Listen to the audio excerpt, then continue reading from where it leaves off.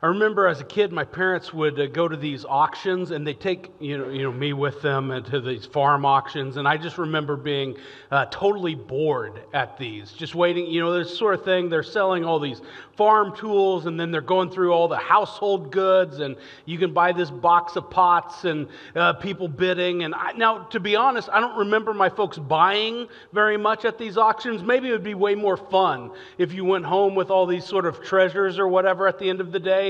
But I just remember being so worn out and just anxious to be done with the whole nagging my parents. Are we almost done? When can we go home? When is this going to be finished? I was having this memory of these farm auctions as I was watching this many episodes of this show called Storage Wars. It's a reality TV show where they auction off storage units, and just watching these people bid on this pile of stuff that you can see inside as they open these garage doors. And I just thought to myself, I wonder what it would take. If I'm standing outside of that garage and I'm looking at this pile of stuff, what would I have to see in order to hold up my bidding number? What would I have to see? What kind of treasure would have to be present? What kind of words of encouragement from the auctioneer? After all, that's the whole job of the auctioneer, is to encourage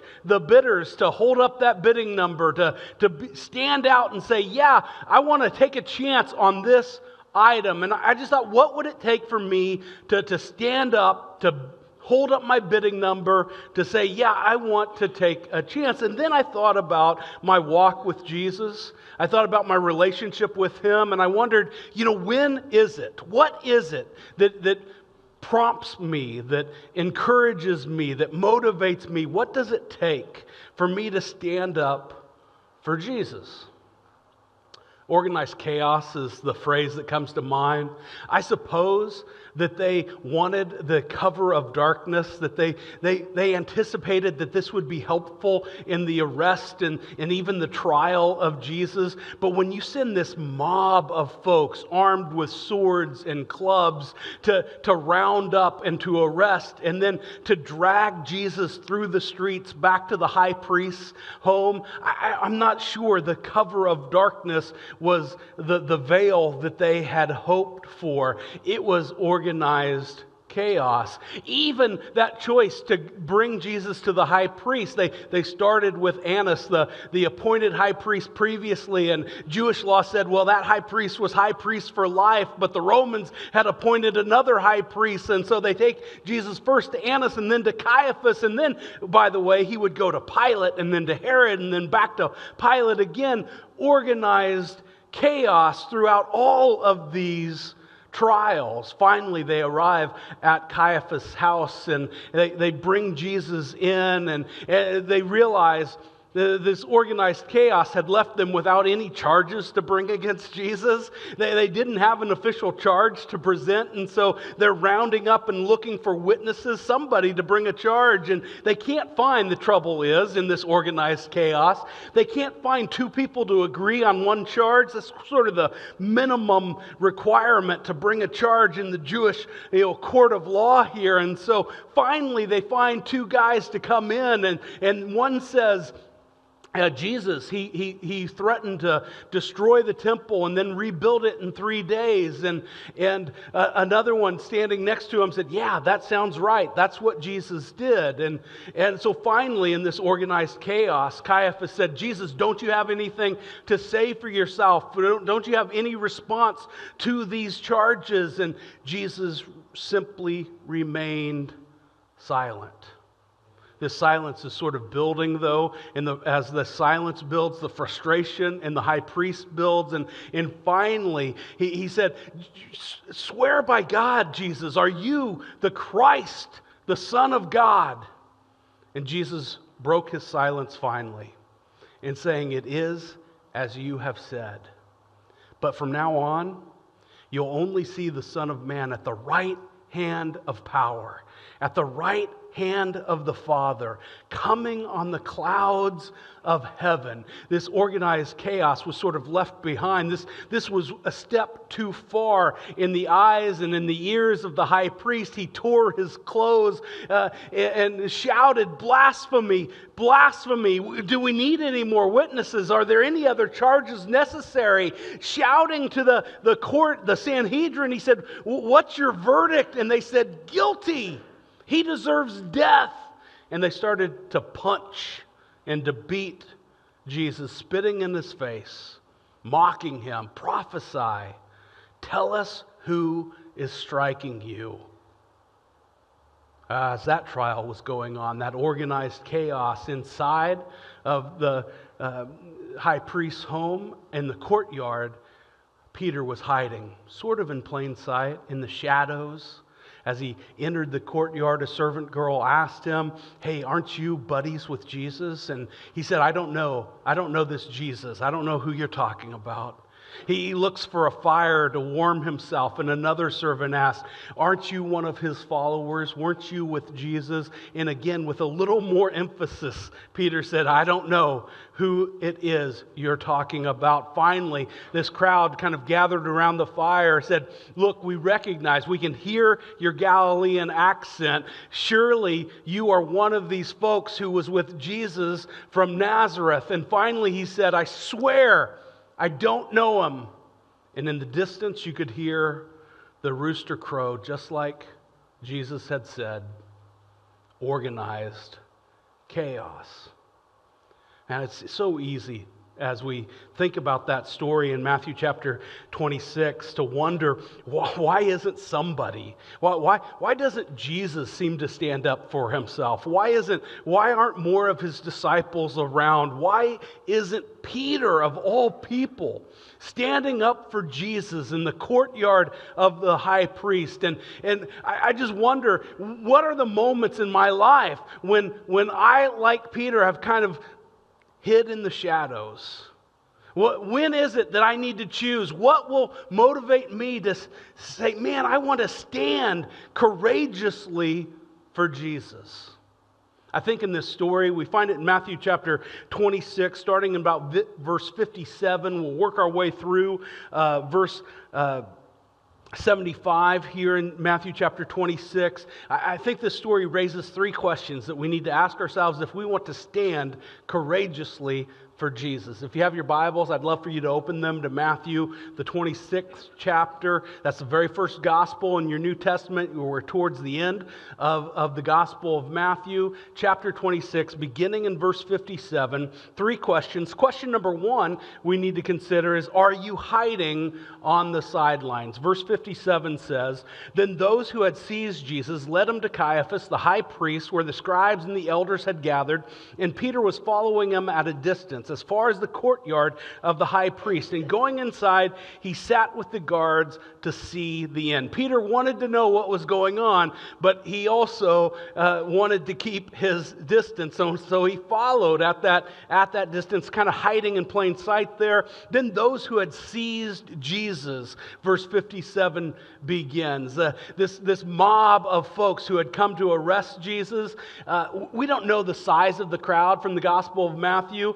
John's Gospel says that it was a company of soldiers. So if that's a literal company of soldiers, then that means 600 soldiers had been sent by Pilate with swords and clubs and weapons to arrest Jesus. And I don't know if you could quietly lead someone through the city with at least 600 other people kind of dragging him through the streets, but that was what was trying to be done here as this crowd leads, verse 57 says, Jesus through the streets. I love this language. I love this language because it's sort of how we picture it, but I'm not sure that's actually what was going on. If there really was 600 people armed to the gills, ready to arrest Jesus, according to John's Gospel, well, we know from John's Gospel as well, when they show up, they stop sort of in fear before they get to Jesus and looking around for him until finally Jesus kind of raises his hand and says, "Yeah, that's me. It's me right here, guys." and then they fall over backwards. I mean, even as the language in Matthew chapter 26, verse 57 says that this mob of soldiers is guiding, is leading, is dragging Jesus through the streets, man, Jesus is still very much in charge here. Finally, they get to Caiaphas, the high priest, where the scribes and the elders, this is the Sanhedrin. That means there's 72 people in this court. If all the entire Sanhedrin had been gathered, and other gospels say that it's all of the scribes and the elders. So that's all 72 folks rounded up in a hurry to come and listen to these charges. Peter was following him at a distance in verse 58, as far as the courtyard of the high priest, and going inside, he sat with the guards to see the end. Peter is following at a distance and then trying his best to hide in plain sight. Many years ago, when I was serving as a youth pastor, we'd go to church camp every summer, and almost every summer there was a game that would be played. Typically a day at camp would be filled with all sorts of events, and then worship at night, and then after worship in the evening, there'd be some kind of big kind of all camp game or special event going on. And almost every year, one of those games on one night of camp would be a game they called Counselor Hunt. All right, and so they'd send, this sounds like a bad idea in retrospect, but they'd say get all the kids together and maybe in the chapel, and then they'd send all the adults out to go find someplace to hide. We'd just abandon those teenagers, leave them on their own, and go hide. Maybe this is later in the week when you felt like, I just want to hide. I don't know what's going on exactly, but we would do this. And some people would really get into this game. I mean, there'd be youth pastors who would break out their camouflage and they'd paint their faces, and they want to find just the smallest little crevice they can crawl into in order to hide. And I've always been shaped like this, so finding small little, crevices to hide in, not really doesn't fit this, all right? Or I don't fit those. And so, I wasn't climbing trees. I wasn't looking for someplace. I didn't have camouflage. I would maybe get a clipboard and just kind of walk around, maybe with somebody else, sort of shouting directives at people. And they would just assume, the students would just assume, well, he's just running the game. He's not participating in the game. And so I would often be one of the very last counselors tagged just by hiding in plain sight, cheating. Peter was doing his very best to hide in plain sight. He just wanted to stay out of the fray of this trial. And maybe we can point fingers and kind of get down on Peter for that. And maybe some of us are even thinking, why is Peter being such a coward? Why is he so afraid? Why is he hiding on the sidelines, in plain sight or otherwise? Why isn't he making more of a stand for Jesus? I'm not sure it's fair to think of Peter as a coward. It doesn't fit his personality. It doesn't fit what else we know about Peter. When we look back at his life and his call to follow Jesus, even that initial call. I mean, if you read along in Matthew and you hear about Peter's call into following Jesus, it sure seems like Jesus shows up one day and says, "Hey, Peter, why don't you drop those fishing nets? Why don't you leave your business behind? Why don't you tell your family, see you later, and come follow me? And we'll spend about 3 years together, and we'll do that." And you know what Peter does?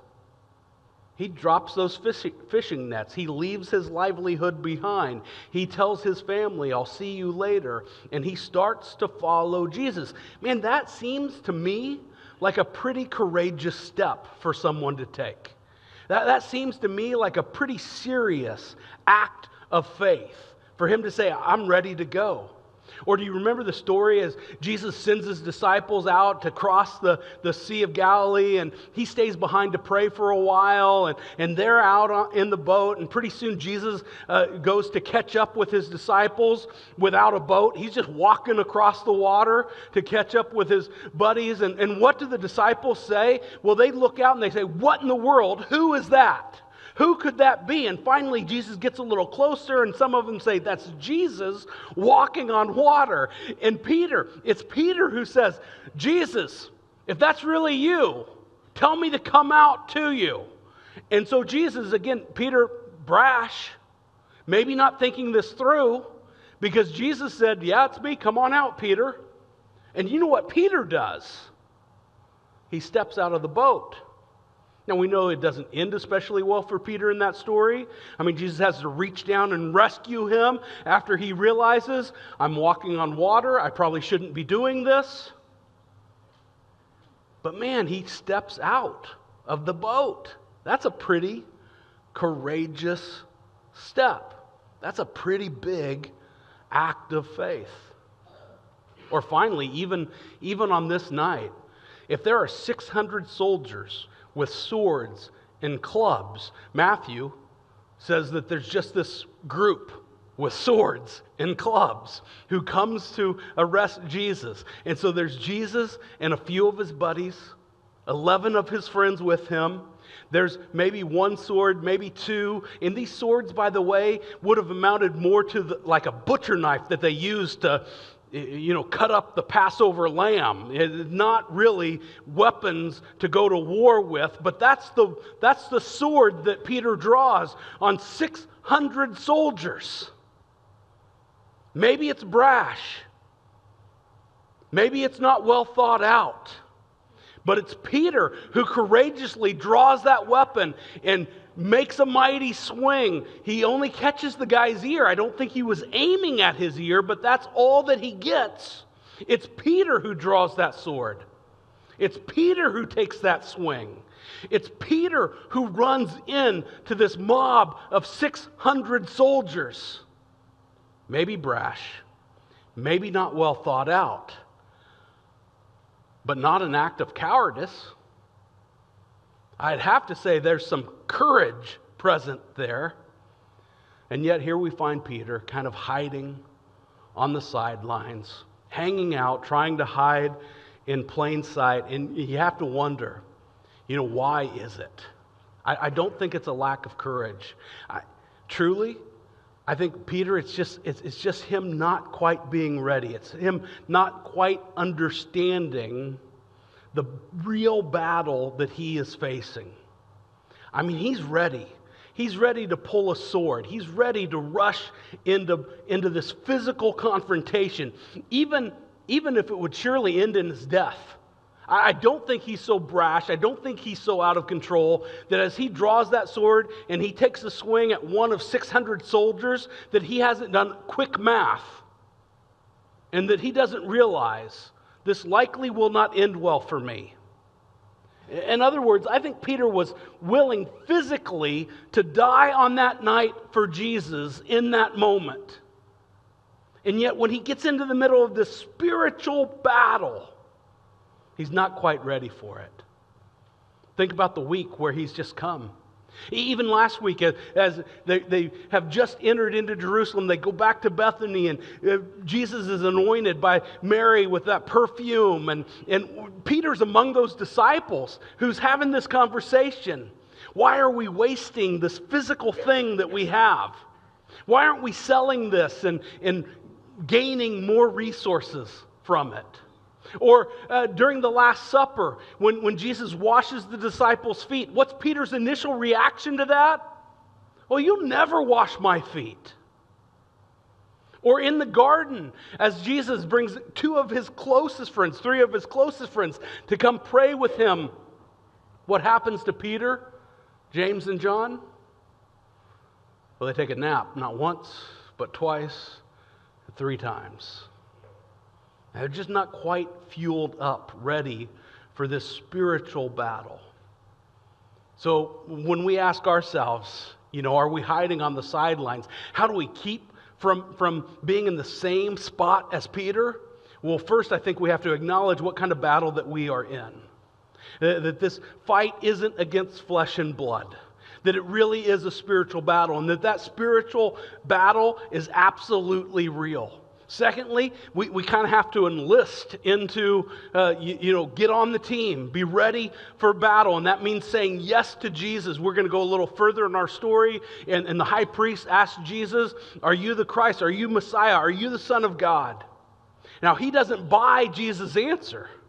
Right? He's not ready to give into that. But if we want to get off the sidelines and into the game, then we had better start by saying yes to Jesus, acknowledging Him as Lord and Savior in our life. It means accepting Him in baptism, beginning that relationship where the Holy Spirit moves in, starts to make us new from the inside out.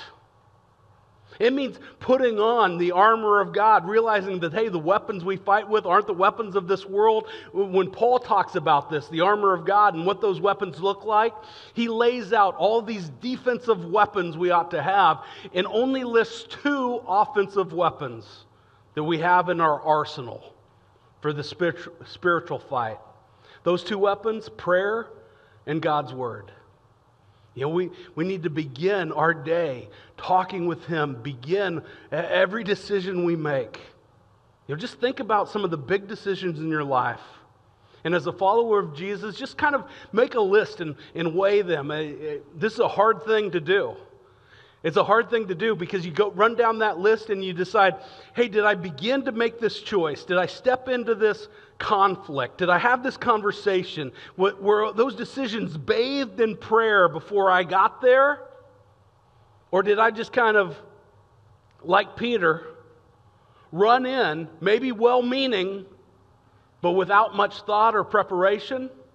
And then how did they end up? What happened? And we need to begin and bathe every decision, every conversation, our relationships in prayer, and we need to spend time in God's Word, arming ourselves, being ready for this spiritual battle. Question number 1, are you hiding on the sidelines? Question number 2, are you misrepresenting Jesus? Look at verse 59 here. Now the chief priests and the whole council were seeking false testimony against Jesus that they might put Him to death. It's astonishing to me that they decide, for all kinds of reasons, I suppose, to arrest Jesus. They just know that Jesus' popularity is mounting, that He's making some claims that they're not comfortable with, and that we have to get rid of this guy. But they go to arrest Him without any charges to bring. Right? They don't, you think about it in our kind of vernacular, our day, they don't have any warrant, they don't have probable cause, they haven't taken any of those steps. They haven't even talked about it really. We're just going to arrest them and we'll figure it out. And now they find themselves unable to meet kind of the minimal threshold in order to have this trial. Jewish law says we need 2 witnesses to agree to bring about the same charge. And they're bringing in folks, I suppose in the beginning, 1 at a time. That's how it should, kind of common sense tells you. Like if you want 2 charges to match, to be the same, you can't have 2 people in the room at the same time. And so they're bringing them in perhaps 1 at a time. They can't find 2 charges of the same charge until finally they give up. Now the chief priests and the whole council were seeking false testimony, verse 59, against Jesus that they might put Him to death, but they found none. Though many false witnesses came forward, at least 2 came forward. So finally, I think, kind of reading between the lines, I think this is what happens. Finally, they kind of let a couple guys in at the same time, and one said, hey, I heard Jesus said that He was going to destroy the temple and rebuild it in 3 days, and the other guy said, that sounds right. Right? That's what I heard too. Verse 61, this man said, I am able to destroy the temple of God and to rebuild it in 3 days. And the high priest stood up and said, have you no answer to make? What is it that these men testify against you? This charge against Jesus that they finally settle on, that He was going to destroy the temple, is a charge that's based in truth. There's elements of truth here. Jesus has certainly in the chapters just preceding, chapter 26 in the Gospel of Matthew, He's warned Jerusalem about the destruction of the temple that's coming, that would happen in AD 70. He's talked metaphorically about the temple being destroyed, and if that happened, it would be rebuilt in 3 days. He's really talking about His body, John chapter 2, and not about the physical temple. But it's the kind of charge that has just enough truth. I was working on this message. I'm not really a coffee shop guy, but sometimes I'll work on this message over a Diet Coke, and so I was having a Diet Coke, and I was in this very fancy restaurant working on this message, and as I get to this section, thinking about truth, I kind of look up, and it's the kind of fancy restaurant with all these posters on the windows.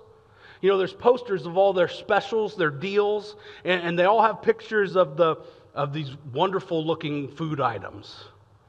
When's the last time you were in one of these fancy restaurants, you looked at that poster and you thought, man, that's a good deal, I'm going to order that, and then they come and, they gently slam that tray down in front of you, here it is, go back to your trough, and you take it and you go to the table and you have to unwrap it because that's the fancy restaurant you're in, and you unwrap the food and then you're looking at it and you kind of look at the poster and you look at what's on your tray, and there's an element of truth here, right? There's just enough truth that you go, I can't take this back and say, you didn't give me what I ordered.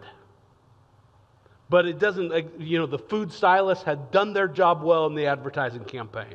There's just a little bit of truth.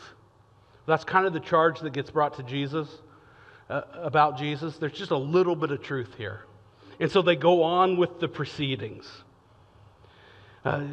Jesus remained silent in verse 63, and the high priest said to him, I adjure you by the living God, tell us if you are the Christ, the Son of God. Finally, he really gets at what has been troubling the religious leaders about Jesus. Are you Messiah? Are you the Son of God? And Jesus, his answer, he finally breaks his silence, and his answer is even more. It's a step too far. Because he reaches back to the Old Testament, to Daniel chapter 7, the Son of Man on the clouds of heaven, and to Psalm 110. Psalm 110 is this messianic psalm that points to not just a king, but a priest and a prophet. And Jesus says, man, if there's one person that fits Psalm 110, it's me. Jesus said to him, you have said so. But I tell you, from now on, you will see the Son of Man seated at the right hand of power and coming on the clouds of heaven. He reaches back to Psalm 110, and I love it so much. Because if you read through Psalm 110, go home and read this. It talks about this king as a conqueror, and it talks about this priest who's not just the high priest in the line of high priests, but he's the priest in the line of Melchizedek. He's the real high priest. And Jesus is not only saying, yes, I'm Messiah. Yes, I'll be at the right hand of the Father with all the authority of the Father, all the power of the Father. But by the way, I'm the true high priest. Well, that's enough to send Caiaphas over the edge. Verse 65, then the high priest tore his robes and said, he has uttered blasphemy. Blasphemy was either, dragging God down to human level or lifting humans up to a godly level. And if Jesus isn't who he says he is, then he is guilty of blasphemy because he is claiming to be God.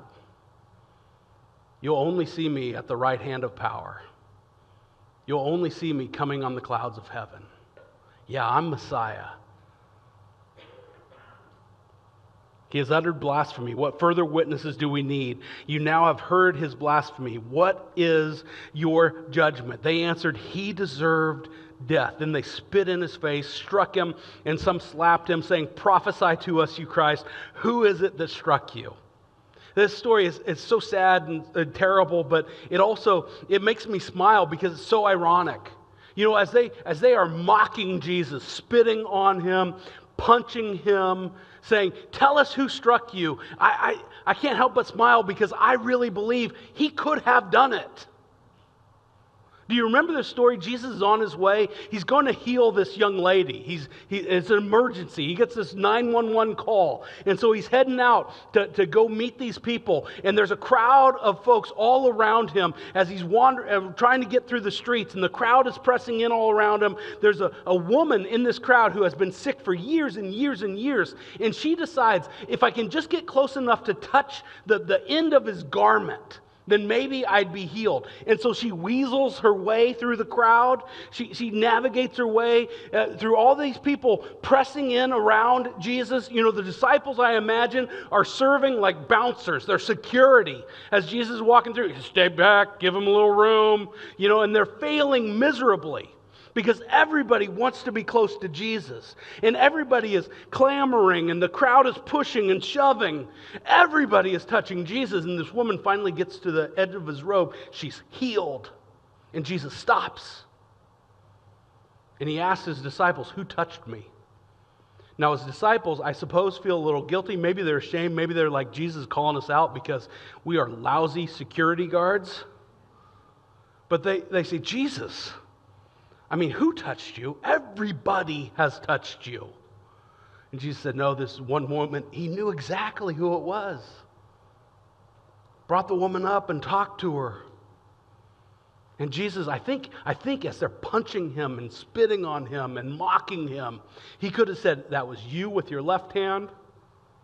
That was you with your right foot. You know, kind of Simon. Anyway, Jesus could have done it.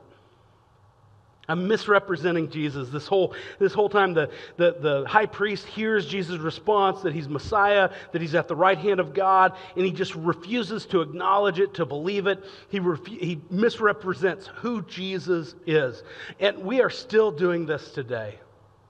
We still do this today, all the time, in so many different ways. Sometimes we put words on Jesus' lips that were never there. Sometimes we are silent when we should speak on the behalf of Jesus. Sometimes we just don't acknowledge who Jesus really is.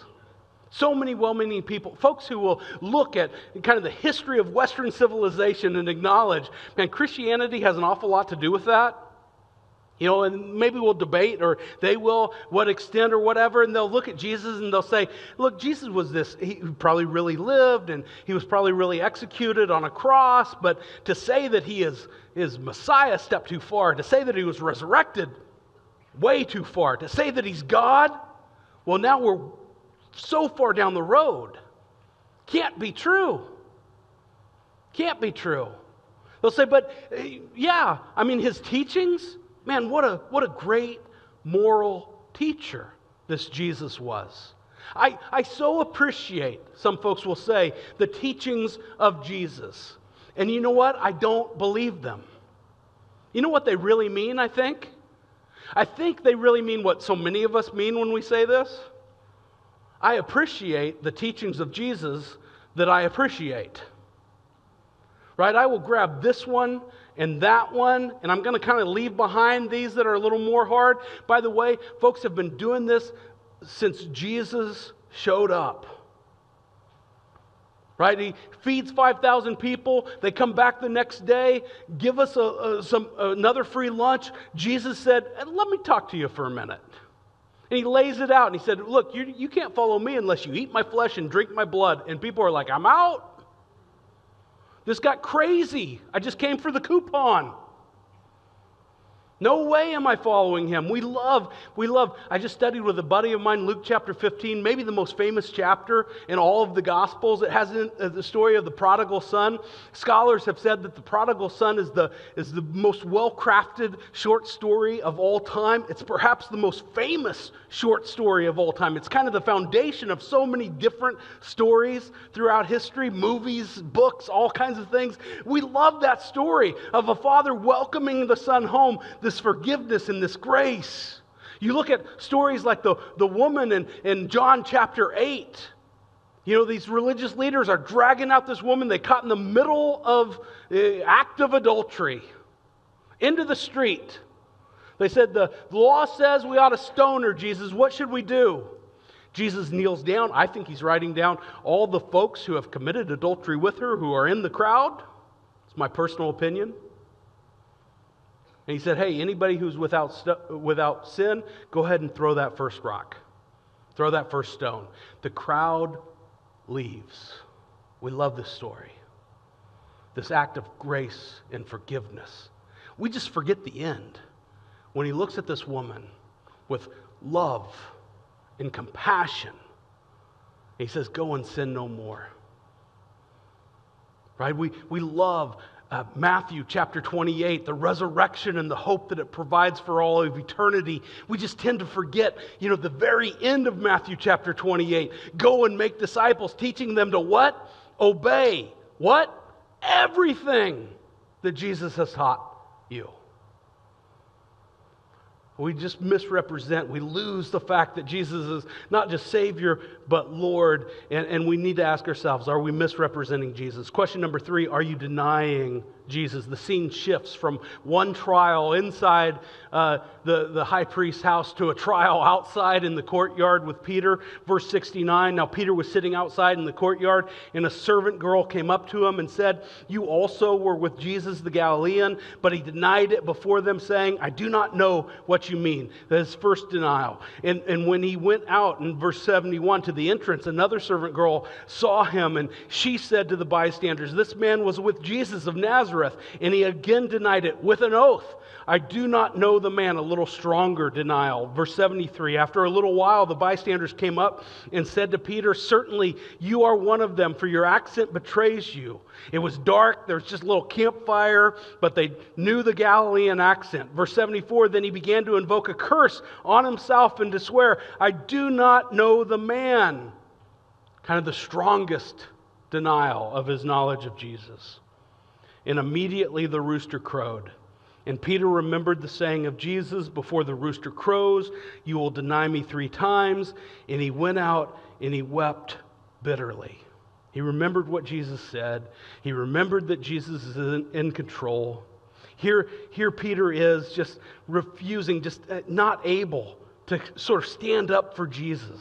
He denies him 3 times.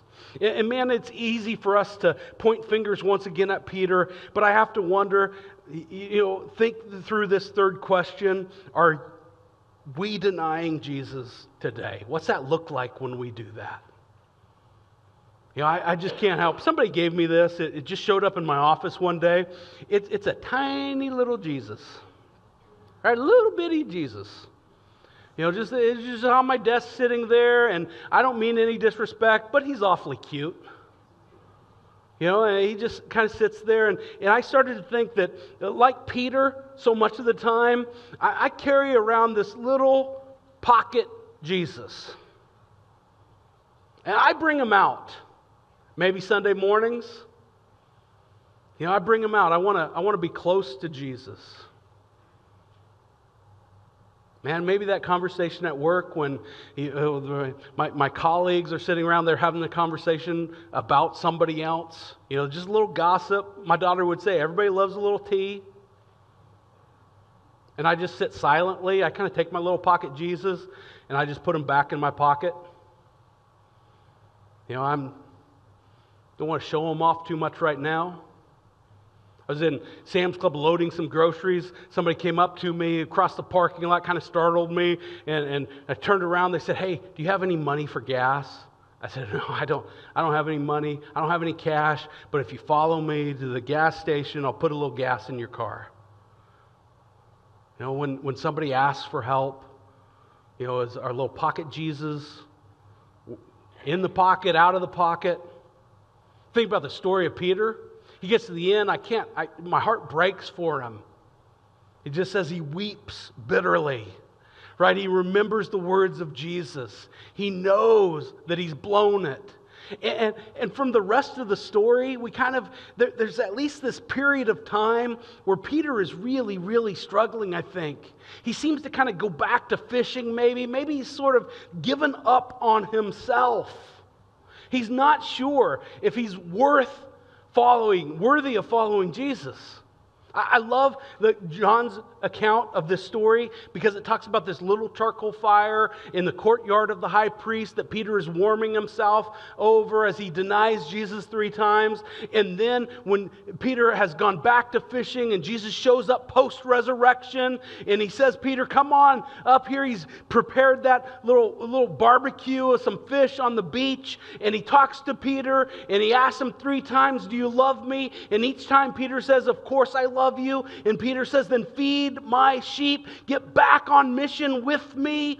Jesus restores him over a little campfire that I bet, just like Peter remembered the words of Jesus, as he's taking another piece of fish off that campfire on the beach, I bet he's remembering that little charcoal campfire outside of the high priest's house. Man, don't give up on yourself. Don't give up on those around you. As long as they're drawing breath, they have a chance to give in to Jesus. Don't give up on them. When we do, and we're putting that little pocket Jesus back in our pocket, we're denying him just like Peter. Question number 3, are you denying Jesus today? Well, I thinking about these auctions. I read a story about this guy who was at a sports card memorabilia store, and he's looking through the case, and this guy in the case has this flaming hot Cheeto in a little plastic container, and it says Cheetozard. Cheetozard. And evidently this guy thought that this Cheeto looked like a character from Pokemon called Charizard, who's an orange dragon, evidently. And so this guy's looking through this case, and he said, well, that's interesting. And so he takes the Cheeto home, and he decides, I'm going to put this in an auction. And he sells it in an auction. And you want to know what this Cheeto brought in an auction? $90,000. Can you imagine? I just like to think that it's somebody with a real bad case of the munchies, you know? They're like, I'm going to eat. No, probably didn't eat the Cheeto even. I just wonder, what would I bid on? What would motivate me? Man, I've got to hold up my bidding number. What motivates me? What is it that will move me to courageously stand for Jesus? Let's stand and worship him right now.